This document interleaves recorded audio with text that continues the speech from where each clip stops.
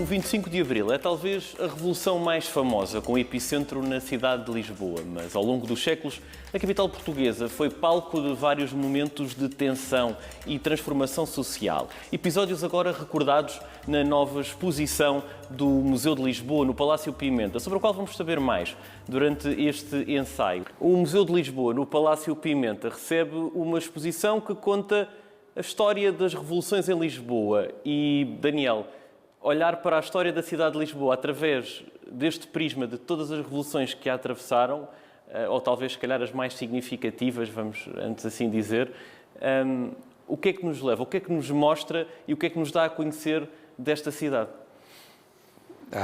A cidade, logo de raiz, obviamente, o seu espaço, a sua geografia, as suas pessoas, a sua história.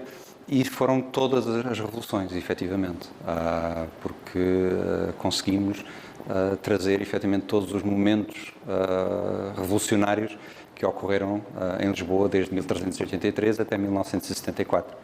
Que momentos são esses? A crise de 1383-85, no fundo, a tentativa de garantir a independência face a Castela. Depois o golpe de 1640, chamado golpe da Restauração, que também veio trazer novamente a independência, neste caso face à Espanha. A Revolução de 1820, não tendo começado em Lisboa, começa no Porto, mas tem um episódio marcante e depois tudo o resto acontece em Lisboa. A Revolução de Setembro de 1836, um episódio talvez menos conhecido. Essa é talvez uma das curiosidades desta exposição. É um episódio que, se calhar, muita gente não conhece, que consistia no quê? A Revolução de Setembro de 1836 é um episódio dentro já das lutas, depois do regime liberal ter conseguido ganhar na guerra civil entre liberais e absolutistas. Em 1834 estão no poder os moderados, os liberais moderados, e os radicais entendiam que se devia ser reposto a Constituição de 22.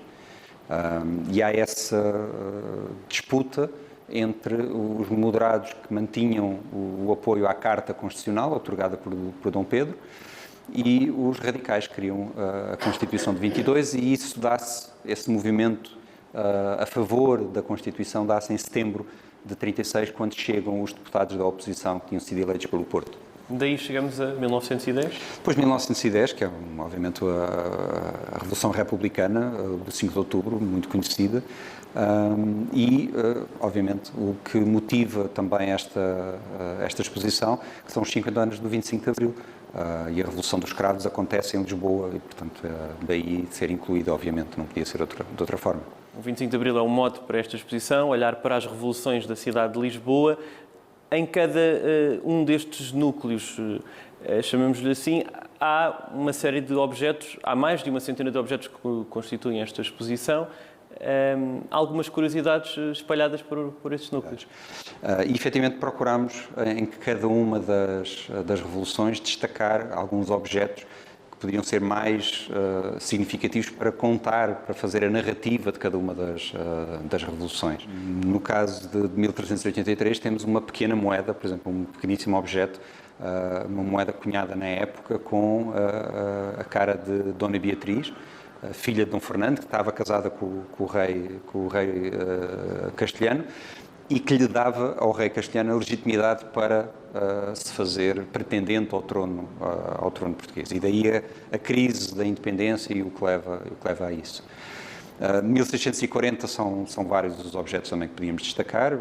Acho que um muito interessante é um grande objeto, um armário, com a inscrição de 1640, e sabemos que foi dentro de um armário parecido com aquele, onde se escondeu Miguel Vasconcelos antes de ser encontrado pelos conjurados e morto e deitado pela janela fora, defenestrado.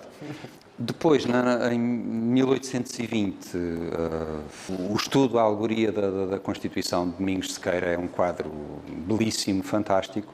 Em 1836, há uma peça que eu gosto muito, é uma gravura da época de Dona Maria II, com um ar miserável, completamente miserável, porque ela foi forçada, no fundo, ela queria manter a Carta Constitucional e foi forçada com a Revolução a outorgar outra vez a Constituição de 22, então nessa gravura ela está abraçada a um busto do pai, Dom Pedro, portanto é uma peça muito, muito interessante. De 1910, há várias. Aqui é mais difícil, não é? Aqui há muitas. É de resto da sala onde nós estamos a conversar, sim. Provavelmente a réplica do Adamastor, do cruzador Adamastor que está atrás é muito interessante. O cruzador que disparou contra o Palácio das Necessidades em outubro e que tinha sido comprado em 1897 com a ajuda da própria família real. Mas temos uma bola de Natal, um objeto cotidiano, com a cara dos membros do governo provisório em 1910, portanto é um objeto também muito, muito curioso. Merchandising republicano. Sem dúvida, sem dúvida. Fazia-se propaganda e vendia-se muita coisa. Aliás, os lojistas em Lisboa passaram a vender objetos e a vender o seu negócio com tons republicanos. Uma barba à la Afonso Costa, um chapéu com o nome de um outro qualquer republicano. De 1974, temos de destacar, sem dúvida, o mapa das operações do 25 de Abril. Nunca antes visto, mostrado ao público. Nunca esteve visível.